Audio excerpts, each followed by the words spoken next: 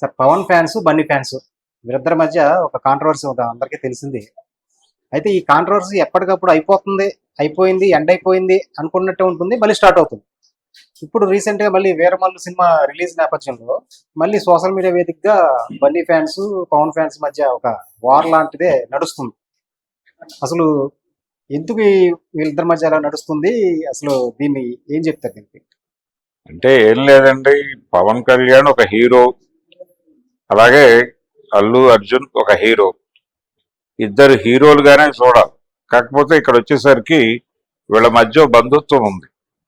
బంధుత్వంతో పాటు ఒక బాండింగ్ కూడా ఉంది. నిజానికి పవన్ కళ్యాణ్ ఇంట్రడ్యూస్ చేసింది అరవింద్ గారు. అలాగే ఆయన డైరెక్షన్ లో, ఆయన నటుడిగానే కాదు, ఆయన డైరెక్టర్ గా కూడా ఆయన డెబ్యూ ఫిలిం కి ప్రొడ్యూసర్ ఆయనే, జానీ. ఆ తర్వాత ఆయనతో సినిమా అనౌన్స్ చేసిన వాడు రత్నం గారు. అది ఆగింది, అది సెట్స్ కి కూడా వెళ్ళలేదు, వెళ్లకుండానే ఆగింది. సో అది ఒకటే సినిమా ఆయన డైరెక్ట్ చేసింది. కాబట్టి హీరోగాను డైరెక్టర్ గాను ఆయనకి పరిచయం చేసినటువంటి ప్రొడ్యూసర్ గా అరవింద్ గారి మీద ఒక గౌరవభావం ఉంది ఆయనకి. సరే, అది పక్కన పెట్టేస్తే ఈ బంధుత్వం ఉంది. ఈ బంధుత్వం కూడా అంటే ఒక దశ వరకు అల్లు అర్జున్ కూడా మెగా కాంపౌండ్ హీరోగానే మాట్లాడుతూ వచ్చింది సమాజం. ఆయన కూడా అలాగే అడ్మిట్ చేశాడు. వాళ్ళ ఫంక్షన్స్ కి వీరి ఫంక్షన్స్ కి వారు పెడుతూ ఉండేవారు. ఇదంతా ఒకే కుటుంబంగా నడిచింది. ఆ తర్వాత అల్లు అనేటువంటి బ్రాండ్, ఆ ఇమేజ్ కోసం ఒక ప్రయత్నం మొదలు పెట్టారు వాళ్ళు. ఆ సందర్భంగా ఈ మెగా హీరోలు అనేటువంటి ఒక ట్యాగ్ లో నుంచి తను బయటకు వచ్చేసాడు.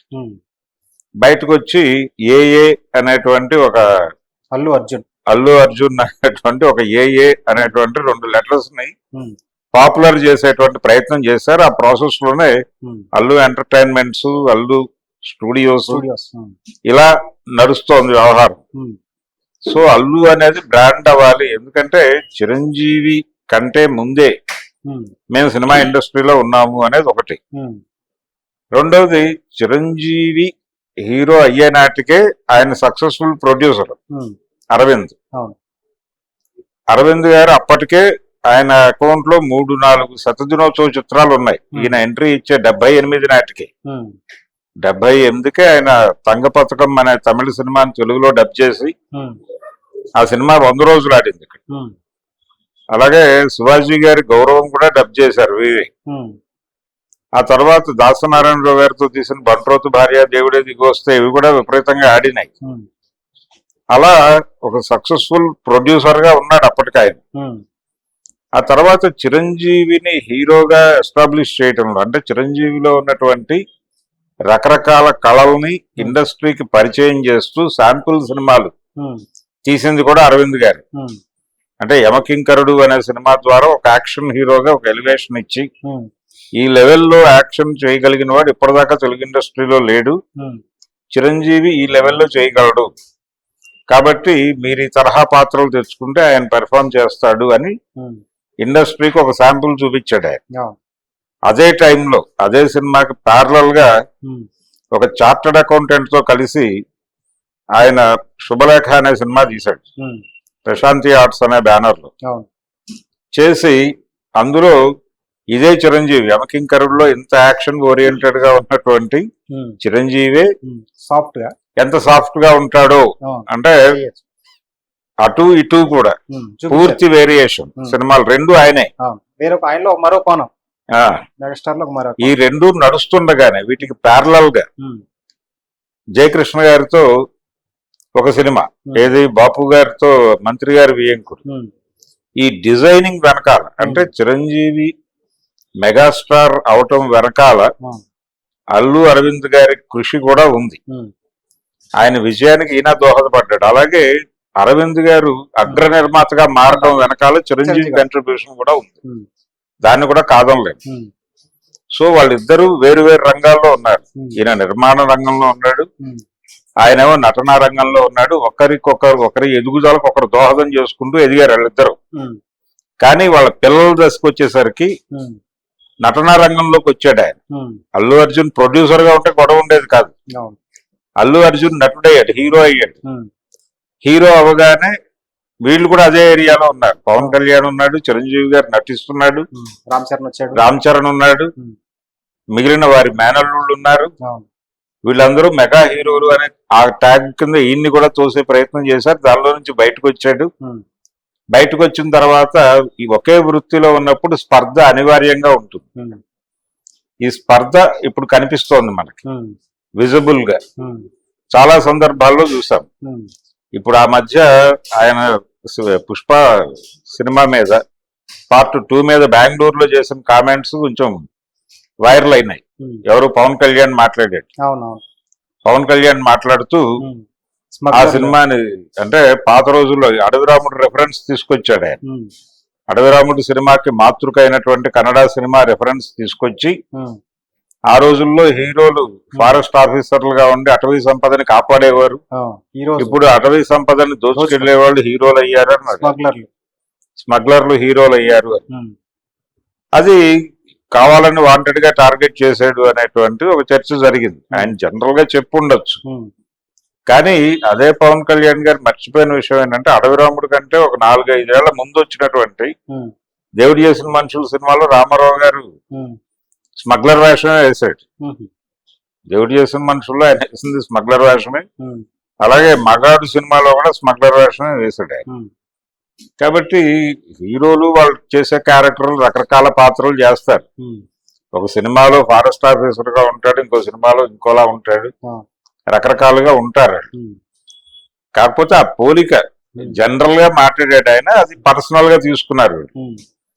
తీసుకుని ఆ సందర్భంగా గొడవ నడిచింది.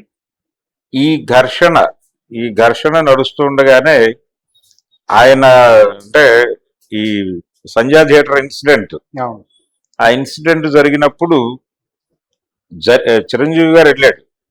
చిరంజీవి, నాగబాబు ఇద్దరు కలిసి, ఇతను అప్పటి కస్టడీలో ఉన్నాడు, జైల్లో ఉన్నాడు.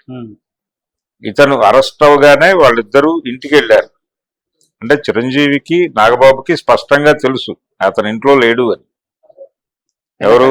అల్లు అర్జున్ లేడు, అరవింద్ గారు ఆయన్ని బయట తీసుకురావడం కోసం తిరుగుతున్నాడు. వీళ్ళిద్దరూ వెళ్ళి ఆ ఇంట్లో ఉన్నటువంటి ఆడవాళ్ళకి వాళ్ళకి ధైర్యం చెప్పి వచ్చారు, మేము ఉన్నాం అని.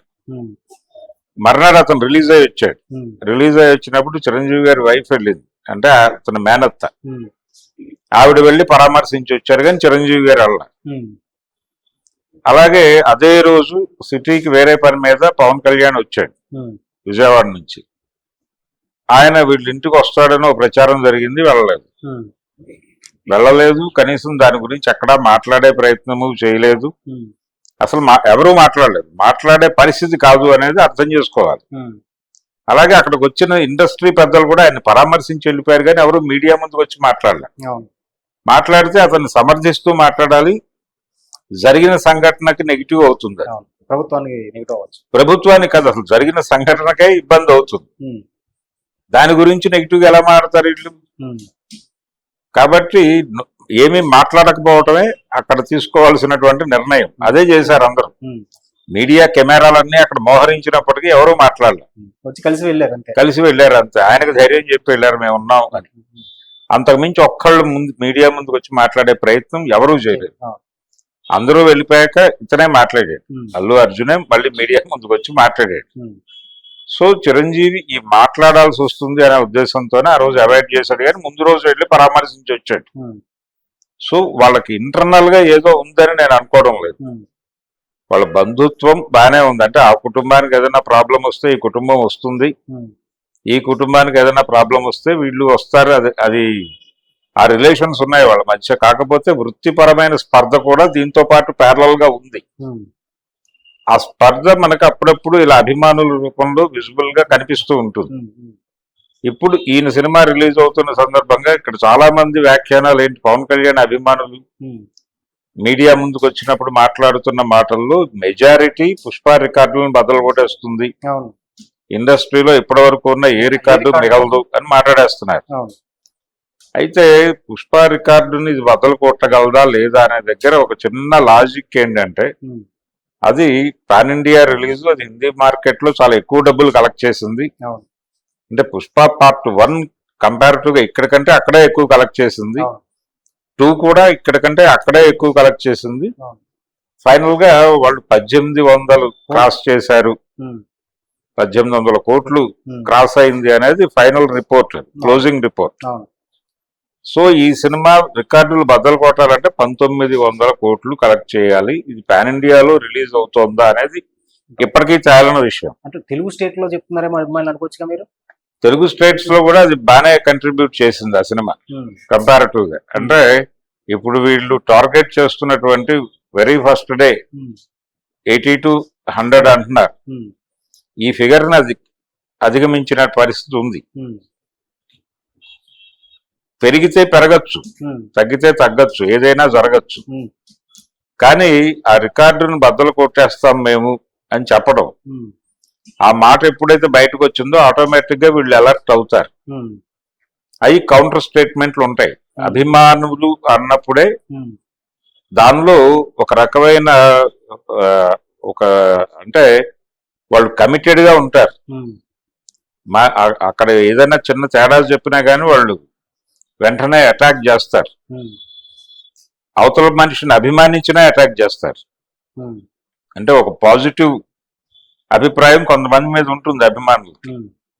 అయినప్పటికీ వాళ్ళు ఎప్పుడైనా ఒక తప్పు చెబితే రికార్డులకు సంబంధించి బలానా సెంటర్ లో ఈ హీరో సినిమా కంటే కూడా ఆ హీరో సినిమా ఎక్కువ చేసింది అని ఎవరన్నా చెప్పగానే వెంటనే అటాక్ చేసి గౌరవంగానే, సార్ మీరు ఇలా మాట్లాడారు కానీ ఆ సెంటర్ లో ఈ సినిమా ఇంకొక 2 షోలు అదనంగా డబ్బులు వచ్చినాయి, ఇదిగోండి DCR కాపీలు అని కూడా పంపించే పరిస్థితిలో ఉంటారు వాళ్ళు. అభిమానం అంటే అదే. కొంచెం కొంచెం పిచ్చిగా ఉన్నారు అనిపించే లెవెల్లో ఉంటారు. అదే నడుస్తోంది ఇప్పుడు, అదే చూస్తున్నాం మనం. వీళ్ళు ఎప్పుడైతే రికార్డులు అని చదివారో చదవగానే వాళ్ళు అలర్ట్ అయిపోయారు. అలర్ట్ అయిపోయి ఖండన ప్రకటనలు ఇస్తున్నారు. ఈ ఖండనలు ఇవన్నీ కామనే. గతంలో రామారావు గారి సినిమాలు, నాగేశ్వరరావు సినిమాలు రిలీజ్ అయ్యేటప్పుడు మా సినిమా రికార్డులు బద్దలు కొట్టేస్తుంది అన్నప్పుడు వీళ్ళు అలాగే రియాక్ట్ అయ్యేవాళ్ళు, వాళ్ళు రియాక్ట్ అయ్యేవాళ్ళు. ఆ రోజుల్లో కరపత్రాలు వేసుకునేవాళ్ళు. కరపత్రాలు అలాగే రిజిస్ట్రేషన్ కాని పత్రికలు చాలా నడిచాయి. వాటిలో రాసేసుకునేవాడు తమ హీరో ఇన్ని సెంటర్లు కొట్టాడు అంటే అన్ని సెంటర్లు కాదు ఇన్ని సెంటర్లు అని వీళ్ళు ఇంకో కౌంటర్ వేసేవాడు. ఇవి నడిచేది, ఇవి డిస్కషన్స్ నడిచేవి, కొట్టుకున్న సందర్భాలు ఉన్నాయి. ఒక థియేటర్లో ఈ హౌస్ఫుల్ బోర్డులకు సంబంధించి విజయవాడ కళ్యాణ్ చక్రవర్తి దగ్గర అది చట్టానికి కళ్ళు లేవు అనే సినిమా, అంటే అప్పటికి కొండవీటి సింహం రేంజ్ వసూళ్లు ఇది, దీనికి కూడా ఆ రేంజ్ వస్తోంది అని చెప్పి వాళ్ళు మాట్లాడిన దానికి చిన్న ఘర్షణ జరిగి కృష్ణాభిమానులతో, ఒక కృష్ణాభిమాని చనిపోయాడు అందులో. ఆ లెవెల్ గొడవలు కూడా జరుగుతాయి న్యాచురల్ గా. అది మనకి ఇప్పుడు కనిపిస్తోంది ఇక్కడ. పవన్ కళ్యాణ్ హీరో, అతను అల్లు అర్జున్ కి మామయ్య అవుతాడా ఇంకోటి అవుతాడా అనేది పక్కన పెట్టేస్తే ఆయన కూడా మనం చెప్పాడు, నేను పవన్ కళ్యాణ్ సినిమాలంటే నాకు చాలా ఇష్టము అని. ఎవరు? అల్లు అర్జున్. ఏది పుష్ప ఈ గొడవ అరెస్టు విడుదల అయిపోయిన తర్వాత ఆ అభిమానం ఉంది వాళ్ళకి, అది ఉంది. ఇన్ ది సేమ్ టైం ఈ స్పర్ధ కూడా నడవాలి. ఈ స్పర్ధ నడవాలని వారు అనుకుంటారు. ఎందుకంటే అభిమానం అనేది అలాగే ఉండాలి కాబట్టి అది నడుస్తుంది, దాన్ని భరించక తప్పదు. హీరోలుగా ఒకే ఏరియాలో ఉన్నారు కాబట్టి ఆ ఘర్షణ లేకపోతే కుదరదు. ఆ ఘర్షణ అనివార్యం. అక్కడ బంధుత్వం చూసి అయ్యో వీళ్ళు ఒకే ఫ్యామిలీకి చెందిన వాళ్ళు కొట్టుకుంటున్నారే అని ఆవేదన చెందక్కర్లేదు. రేపు పొద్దున చిరంజీవి సినిమా, రామ్ చరణ్ సినిమా ఒకే రోజు రిలీజ్ అయినా ఇలాంటి ఘర్షణ ఉంటుంది. తండ్రి కొడుకుల మధ్య ఎందుకు ఉంటుంది? ఎవరి మధ్య అయినా ఉంటుంది. వాళ్ళిద్దరూ ఒకే వృత్తిలో ఉన్నారు. చాలా సందర్భాల్లో చిరంజీవి గారు నాకంటే పెద్దగా వారు చేసేది ఏమీ లేదు అన్న టోన్ లో మాట్లాడుతూ ఉంటాడు. అంటే డాన్సులు ఇలాంటి కొన్ని స్పెషల్ ఇవి ఉన్నాయి క్రాఫ్ట్స్ ఆయన దగ్గర. ఆ ఏరియాలో నన్ను మ్యాచ్ చేశాడు అంటాడు తప్ప అధిగమించేశాడు అనే మాట ఎప్పుడు అందా. మ్యాచ్ చేస్తున్నాడు, అది నాకు ఆనందం కలిగిస్తోంది అనే అంటాడు చిరంజీవి. అంటే చాలా మార్జిన్ తీసుకుని మాట్లాడతాడు ఆయన. ఉమ్, ఆ మార్జిన్ తీసుకుని మాట్లాడటంలోనే వృత్తిపరమైన ఆయనకు కొడుగ్గా ప్రేమ ఉంటుంది, ఉమ్, కానీ వృత్తి వేరు. ఉమ్. అక్కడికి వచ్చేటప్పటికి అక్కడికి వచ్చేసరికి మళ్ళీ పోటీ. పోటీయే. ఆ, ఈ పోటీ చాలా మంది మధ్య కనిపిస్తుంది. అవును. చాలా మంది తండ్రి కొడుకులు హీరోలు అయినప్పటికీ వాళ్ళ మధ్య ఒక వృత్తిపరమైన స్పర్ధ ఉంటుంది. ఉంటుంది. ఉమ్, అలాగే అలాంటి స్పర్ధే చూస్తున్నాం మనం ఇప్పుడు. అర్జున్ ఉమ్, అల్లు అర్జున్. పవన్ కళ్యాణ్ ఉమ్, అభిమానుల మధ్య, అల్లు అర్జున్ పవన్ కళ్యాణ్ అభిమానుల మధ్య ఉమ్, అంతకు మించి ఏం కాదు. ఈ ప్రతి ఇద్దరు హీరోల అభిమానుల మధ్య ఉంటుంది. ఉమ్, ఇప్పుడు ఆల్రెడీ ఒక రికార్డు కొట్టేసినటువంటి హీరో అభిమానులుగా వాళ్ళ మీద ఆ ప్రెషర్ ఉంటుంది. ఇలాంటి పెద్ద హీరోల ఉమ్, సినిమాలు రిలీజ్ అయిన ప్రతిసారి ఉమ్, మేము రికార్డులు, ఇండస్ట్రీ రికార్డులు తిరగరాయబోతున్నామని వీళ్ళు అంటారు. ఉమ్, మీ వల్ల కాదు అని వాళ్ళు అంటారు. అంటారు. అయితే ఇది అంతకు మించి మరింత ముందుకెళ్ళి అరెస్టుల వరకును రకరకాల పోస్టులు పెట్టడం, ఇబ్బంది పడేలాగా పోస్టులు పెట్టడం, అభిమానులు చేయడం, ఇదంతా అంటే జరుగుతుంది. సోషల్ మీడియా వార్ నడుస్తోంది ఆ, కాబట్టి సైబర్ క్రైమ్ ని అప్రోచ్ అయ్యి వీళ్ళు మమ్మల్ని గాయపరుస్తున్నారు, హర్ట్ చేస్తున్నారు, అవాస్తవాలు సర్క్యులేట్ చేస్తున్నారు ఉమ్, అని పెట్టుకోవడానికి అవకాశం ఉంది. ఉమ్, కాబట్టి అప్రోచ్ అవుతున్నారు. వాళ్ళు కూడా ఇది సీరియస్ గా తీసుకుని ఉమ్, ఇదేదో ప్రోబ్ చేస్తారని నేను అనుకోవడం లేదు. కానీ ఒక హడావిడి, లీగల్ గా కూడా ఒక హడావిడి చేసే ప్రయత్నం చేస్తున్నారు. ఉమ్. ఈ ప్రయత్నం ఎక్కడ దాకా పెడుతుంది అనేది చూద్దాం. చూడాలి.